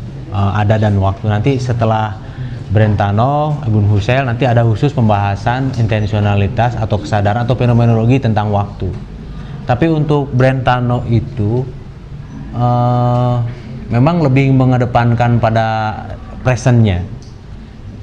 Tapi dalam rangka apa? Dalam rangka menjaga keaslian intuisinya sebetulnya. Keaslian intuisinya. Jadi ketika misalnya saya menyadari waktu masa kecil saya zaman dulu, disadari untuk sekarang, kadang beda menyadarinya. Dulu mah waktu kita kecil nggak sadar ya kalau yang namanya minum-minuman itu waktu kita muda, minum-minuman keras itu nggak mikir, sekarang lah kerasanya gitu. Jadi memang sadarnya itu antara sadarnya dulu dengan sadar sekarang itu menjadi beda gitu. Nah, yang dipentingkan oleh Brentano sebetulnya Heidegger juga itu lebih kepada kesekarangannya itu sebetulnya ya, kekiniannya itu. Tapi tidak, maksudnya gini, pembagian waktunya tidak seperti dalam tata bahasa Inggris gitu. Past, future, atau present itu tidak dibatasi oleh waktu berapa bulan, berapa tahun gitu. Jika representasi kesadaran puluh tahun itu persis sama dengan yang sekarang, maka itu yang kemudian sama gitu. Diukurnya yang sekarang itu. Nah, jika berbeda, nah sebetulnya kan kita bisa melihat ada dua representasi masa lalu dengan masa yang sekarang. Tetapi mana yang asli? Yang sekarang kalau Brentano. Gitu. Karena kekiniannya. Ya, karena kekiniannya dikedepankan itu lebih asli keasliannya. Kemudian tadi yang kedua pertanyaan itu berkaitan dengan metodologi ya, metodologi.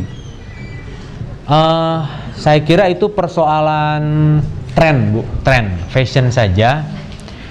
Di beberapa perguruan tinggi yang juga atau di beberapa jurusan atau prodi psikologi, saya juga sebetulnya bukan dari psikologi. Saya belajar filsafat yang kebetulan ngajar psikologi. Nah, di beberapa jurusan psikologi itu sebetulnya sekarang malah beralih ke kualitatif. Sehingga waktu saya dulu dengan Pak Ando itu ngajar filsafat ilmu dan logika itu dulu tidak dikenal kualitatif, tapi sekarang kabarnya di UIN Bandung itu psikologinya itu mulai dipelajari kualitatif. Ya, jadi persoalan tren saja kalau itu. Dan kita kan kebanyakannya terlambat mengantisipasi tren itu.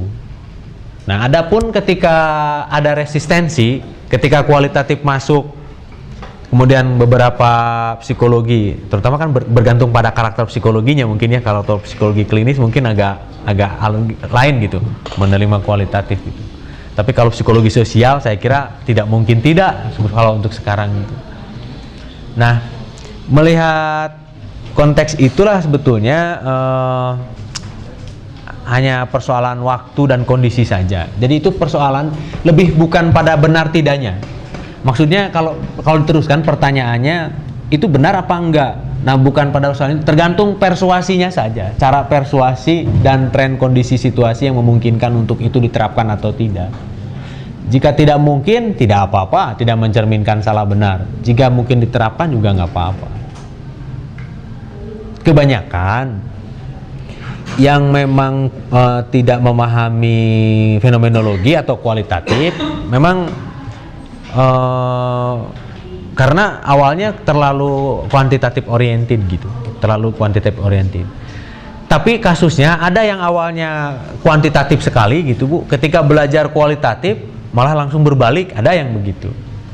Beberapa teman kami waktu diskusi di sana, dia sangat kuantitatif, lalu kami beri penjelasan fenomenologi. Ada yang reaksi, yang bereaksi, tetap bagaimanapun juga tidak bisa menerima sebagai sesuatu yang ilmiah, maka disebut pseudoscience. Tapi ada juga yang ternyata jauh lebih rumit ya, kualitatif itu, fenomenologi itu. Nah, ini bergantung pada orangnya melihat kualitatif dan kuantitatif itu. Saya kira itu, Bu, bahwa mana yang paling ilmiah, mana yang paling tidak ilmiah sekarang sudah bukan konteks lagi mempersoalkan itu. Kemudian Ibu tadi intensionalitas, maaf Bu tadi Bu, dalam arti apa tadi? Sama juga waktu ya, berkaitan dengan waktu itu. Karena ada yang menyatakan begini bahwa sesuatu itu bisa diselidiki atau diteliti dengan menggunakan pendekatan fenomenologi kalau si objek itu memang sudah involved di situ sepanjang hidupnya, karena consciousness itu tidak mungkin muncul begitu saja. Oh. Ada pengalaman ya. Jadi maksud intensionalitasnya intensionalitas itu bukan apanya, bukan lihat dari panjangnya waktu.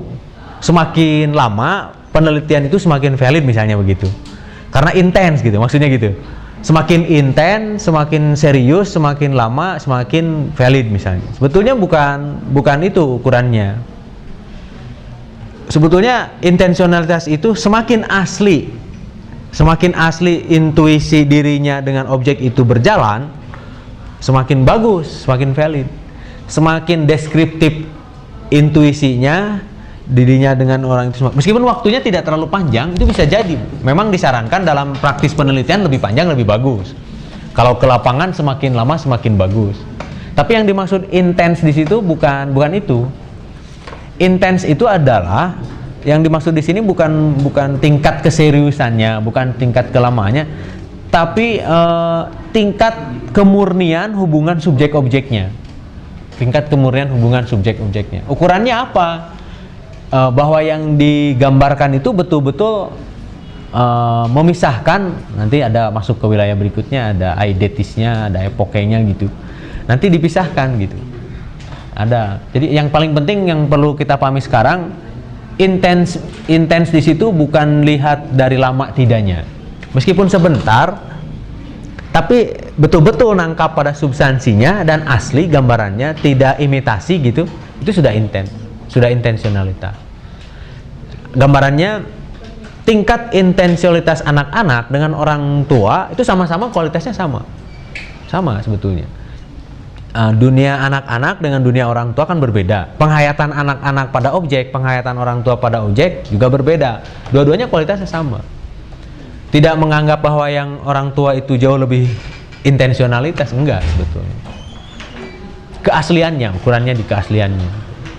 Jadi keaslian intuisi antara Subjek dengan objek itu, ya. Terlepas apakah objek itu sudah mengalami sekian lama atau dalam waktu sekian, misalnya kita meneliti pengemis dengan meneliti artis yang baru jadi, tidak tergantung pada itu kan. Tidak bergantung. Seumur hidupnya jadi pengemis, misalnya, atau artis yang tiba-tiba Ayu Ting Ting baru muncul misalnya. Dua-duanya fenomenal kan, Ya. sangat fenomenalogis. Ya, jadi kan dulu ada istilah yang misalnya Ayu Ting Ting sekarang itu dianggap bukan penyanyi sungguhan, belum teruji gitu misalnya ya. Nah, yang dipersoalkan di intensionalitas bukan totalitas intensnya itu, bukan. Tapi kualitas dari keaslian, kejujurannya mungkin dalam bahasa akhlak atau bahasa etikanya gitu ya. Sehingga asli betul gitu. Asli produk dia dengan objek itu yang menjadi ukuran utamanya. Memang disarankan dalam praktis penelitian itu lebih lama lebih bagus. Semakin lama semakin bagus. Kalau semakin lama kan keterlibatan partisipasinya, observasinya semakin kuat gitu. Tapi yang namanya intensionalitas bukan jauh gitunya ya, tapi keterarahan yang terus-menerus sehingga menangkap satu epoke yang asli gitu. Pokoknya yang asli. Kemudian berikutnya contoh di realitas. tentang intensionalitas ya Bu ya, di realitas. Ini Pak, maksud saya proyek dari fenomenologi ini kan adalah bagaimana kemunculan realitas di dalam kesadaran orang. Oh, Filsafat ini punya cara yang berbeda-beda. iya. Kalau yang bertentangan itu yang seperti apa? Ini mungkin yang saya mikir apakah ini masuk pertanyaan ontologi atau pertanyaan realitas dalam bentuk praktis. Kalau realitas dalam konteks ontologi ini antara ada dengan pengadanya itu satu kesatuan gitu, kira-kira begitu ya. Nanti ada di Being in the Right Sign-nya Heidegger itu ada dalam dunia itu. Nah kalau Brentano tadi mari kita lihat ini ada being non being apa itu mungkin realitas dalam konteks ontologi Bu ya, atau bukan realitas praktis ya? Ada beberapa pertanyaan Oh, dua-duanya.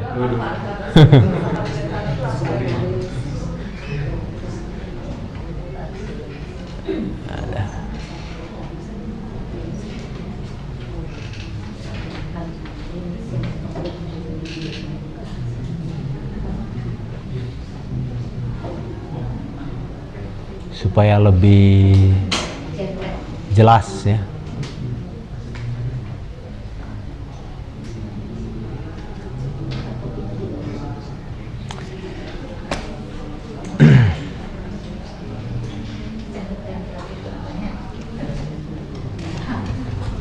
Realitas kalau dalam Brentano itu fenomena.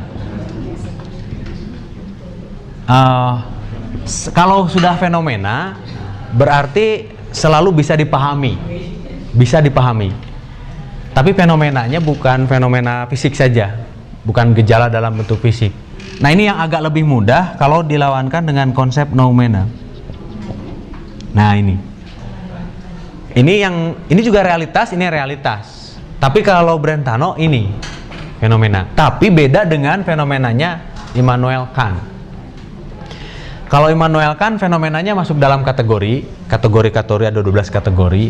Misalnya jumlah, besar, tipis gitu. Atau kanan, kiri, itu kan kategori yang ada pada pikiran manusia. Itu fenomena 12. Batasannya itu bedanya cuma dalam bentuk rumusan. Padahal substansinya sama. Fenomena ini pokoknya sepanjang itu ditangkap oleh kesadaran manusia, itulah realitas. Itulah realitas. Tapi kalau noumena ini tidak bisa masuk kategori apapun.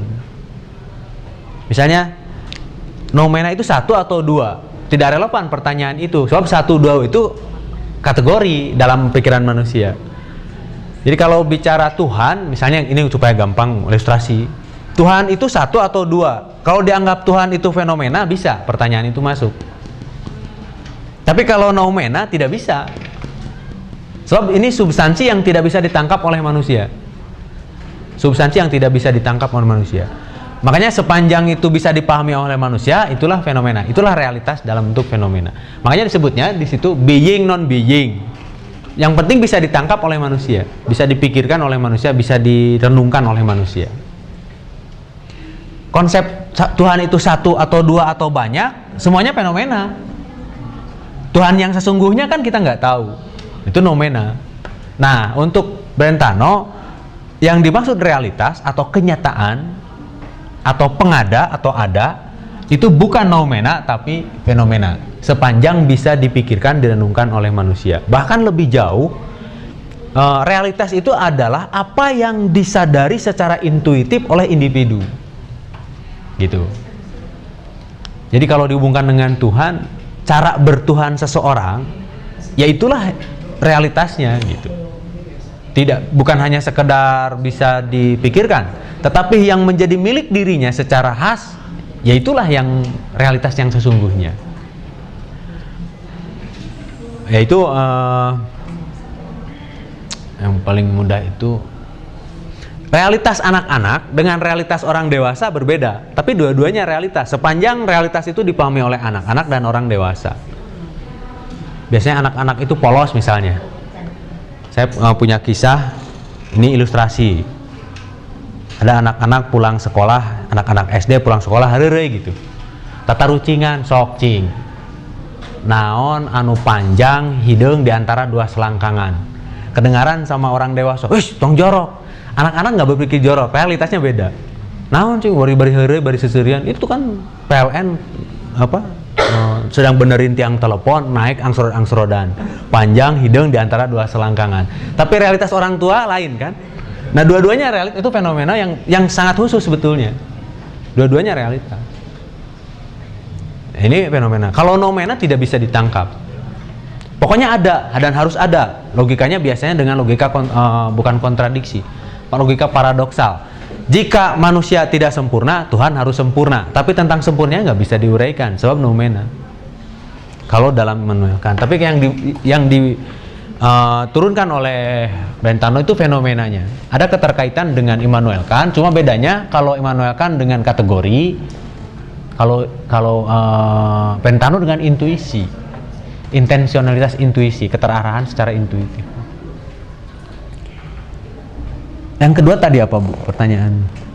Manfaat praktis dari filsafat Brentano buat alat terapi kan atau apa? Wah, kalau untuk terapi mungkin nanti yang psikiater itu. So, nanti ada. Kalau dalam saya yang gambarkan dalam konteks penelitian mungkin ya, atau dalam konteks keseharian manfaat praktisnya apa ya? Untuk guru terutama, karena saya kebetulan di tarbiyah ya. Untuk guru itu dengan mempelajari Brentano yang intensionalitas berdasarkan intuisi asli seseorang, maka terutama untuk guru-guru MI, guru-guru TK itu tidak bisa anak atau anak-anak MI atau TK atau anak kita di rumah kita paksa dengan frame kita. Itu tidak bisa. Sebab dunia anak itu realitasnya sendiri. Ada dia intensionalitasnya sendiri, realitasnya sendiri yang tidak bisa kita paksa. Jadi dalam bahasa psikologi mungkin anak itu, atau bahasa Lakang lah, Lakang itu anak itu bukan representasi orang dewasa gitu. Tapi anak itu punya dunianya sendiri yang khas, yang mandiri dan otonom. Jadi manusia yang belum dewasa disebutnya, bukan miniatur orang dewasa, tapi manusia yang belum dewasa, sehingga harus otonom gitu. Gambarannya seperti tadi, Bu, dunia anak-anak itu dunia yang memang khas dan kita tidak bisa intervensi, sehingga guru-guru TK itu diharapkan memahami betul dunia anak yang sesungguhnya, sehingga guru TK betul-betul menjadi anak-anak lagi gitu. Bukan kalau orang dewasa itu kan rata-rata ditarik ke dunia dewasa. Misalnya yang paling gampang, dulu waktu kita anak-anak misalnya dikasih bekal 500 rupiah, anak-anak sekarang minta 5.000, lalu kita berkata pada anak-anak itu, dulu bapak mah dikasih bekal cuma 500 rupiah. Nah, zaman dulu dengan zamannya anak-anak sekarang kan beda gitu. Itu gambaran yang sederhananya seperti itu, nggak bisa sama gitu. Seperti ibu-ibu ngasih makan pada anak-anaknya, pokoknya bagi ibu-ibu malu kalau anaknya begang kurus sama tetangga, harus gendut. Tapi bagi anak-anak dunianya boro-boro mikirkan tubuh yang gendut gitu, diet dan seterusnya, yang penting main.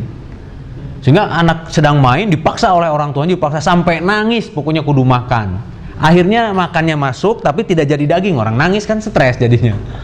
Jadi itu dunia praktisnya seperti itu kira-kira, Bu. Jadi tidak bisa kita paksa. Bukan hanya dalam konteks anak kecil, dengan semua orang sebetulnya itu. Maka tingkat relativitas etisnya ada di situ Brentano. Ketika kita ngomongin benar, salah atau selera, bala-bala misalnya, bala-bala itu mah enak di situ. Enggak, di semua saya mah enggak ya. Susah didebatkan, dunianya masing-masing, realitasnya masing-masing. Gustibus non disputandum gitu ya. Selera tidak bisa diperdebatkan. Ada memang, dan itu memang orang-orang fenomenologi, Ehrenfeld, Meinong, nanti yang akan membahas itu, etika itu. Sehingga tidak bisa disakompet daunkeun gitu. Itu kan ciri khas induktif itu sakompet daun gitu. Artinya apa ya? Dipukul rata, digeneralisasi gitu. Gitu. Itu manfaat praktisnya kira-kira begitu, Bu. Terutama dalam dunia anak-anak, saya mengamati dan saya sering bertengkar juga dengan istri saya karena kadang-kadang memahami anak itu dalam cerminan kita gitu. lamun cek kadang ya dia secara fenomenologi kalau kita memaksa juga kita tidak memahami pasangan kita kan gitu. Iya. Sering itu karena tidak fenomenologis gitu. Itu sepertinya seperti dalam konteks tadi individual, egois, tapi pada dasarnya ketika sudah pada mutu realitas intensionalitas menjadi sangat toleran. Karena ada intersubjektivitas, tapi mungkin belum banyak dibahas di Brentano. Gitu. Karena memahami betul dunia yang dimiliki oleh orang itu. Itu barangkali Bu sudah tertangkap mungkin Bu ya. Sudah mudah-mudahan bisa tertangkap. Untuk hal yang kadang-kadang kalau ditanya praktisnya, nah ini yang jadi bingung. Pengalaman kita kan jadi beda. Ada lagi barangkali? Silakan. Kalau memahami fenomenologi semacam bersama, kalau kita mencoba untuk selalu memahami orang lain gitu ya, karena dipahami sebagai seseorang, sebagai entitas yang mempunyai intensionalitasnya sendiri gitu. Apakah itu juga sama artinya dengan selalu membiarkan orang lain itu dalam realitasnya sendiri, kemudian kita tidak punya sama sekali hak untuk menginterupsi atau memberikan nasihat pada saat misalkan ada tindakan-tindakan yang dilakukan oleh yang berpaham itu berseberangan dengan etika misalkan agama atau etika sosial misalkan. Apakah dalam arti seperti itu juga efek dari fenomenologi jika dipahami sebagai selalu memahami orang lain? Itu mungkin persoalan strategi saja. Kalau itu kan pertanyaannya lebih kepada praktis. Persoalan strategi saja. Bahwa kemudian nanti kalau kita berhadapan dengan orang yang mungkin berbeda dengan kita, dalam konsep filosofisnya kebenaran itu tidak bisa gitu kira-kira, tidak bisa satu nama gitu ya. Nah, itu konteks filosofisnya. Tapi dalam konteks strategisnya tidak harus memaksa juga dan tidak harus membiarkan. Nanti kan kalau bicara strategis ada yang otoriter, ada yang demokratis, ada yang laissez-faire kan gitu, bergantung pada strateginya. Tapi itu persoalan praktis strategi. Cuma nanti dalam konteks filosofis fenomenologi ada fenomenolog berikutnya yang akan membahas itu. Misalnya nanti Sartre dalam eksistensinya, fenomenologi eksistensi. Lalu kemudian Merleau-Ponty misalnya nanti ada membahas fenomenologi tubuhnya gitu. Dan terutama dalam konteks etika, misalnya Alfred Schutz, kemudian Ehrenfeld dalam etika. Nanti ada wilayahnya yang menyebabkan dimensi etik itu dibahas secara khusus gitu. Begitu. Nanti ada tokoh lain yang membahas tentang itu. Oke, ini aja sih sekedar saya kaget juga ya. Saya sejujurnya belum pernah berkenalan dengan Brentano gitu. Saya bisa dibilang kenal sedikit Husserl, baru Heidegger. Bisa dibilang saya jalannya ke belakang, dari belakang.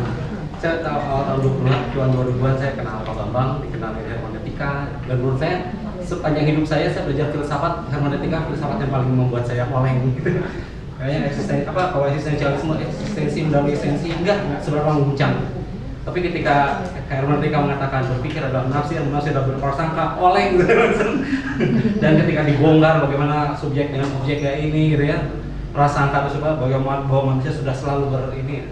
Tapi ketika itu ya, saya takjub aja ketika ternyata memang penting belajar filsafat itu dari sejarah. Jadi saya seperti belajar dari hermeneutika, kemudian kenal Heidegger, kemudian kenal Husserl. Pas sampai ke Brentano dari sini awalnya.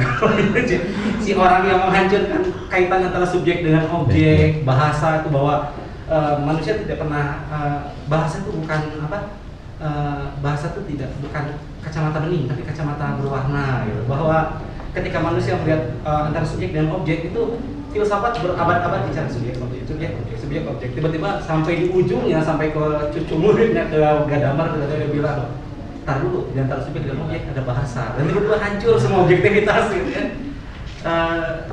Saya pikir ini ya, ini ya sekali lagi masuk ini saya pikir memang betul ya, seharusnya belajar filsafat tuh belajar dari awal gitu ya. Saya orang yang jalannya ke belakang. Dan ketika sampai ke Brentano saya kaget, astaga ternyata orang ini yang pertama kali membuat benihnya sampai di ujung itu luar biasa. Terima kasih Jesse, mungkin perlu nanti diceritakan juga kan lagi itu. Bagaimana, karena saya lihat di terakhir kan di hermeneutika akhirnya objektivitas benar-benar kan tadi ada kemurnian, masih ada bahasa seperti itu, ada intensionalitas, ada objektivitas. Saya pikir di hermeneutika itu udah menjadi hancur gitu. Ya, supaya tidak simplistis begitu ya. Nanti ke relativisme simplistis bisa ada. Saya kira itu Bapak-bapak dan Ibu-ibu sekalian. Ada lagi mungkin yang mau ditanyakan? Sampai jam berapa, Pak? Ini mohon maaf nih agak serius ya, karena memang perlu ini sih kalau bersama. Terima kasih Bapak-bapak dan Ibu sekalian. Sampai di sini. Mudah-mudahan kita bisa bertemu di lain kesempatan. Assalamualaikum warahmatullahi wabarakatuh. Dan silakan.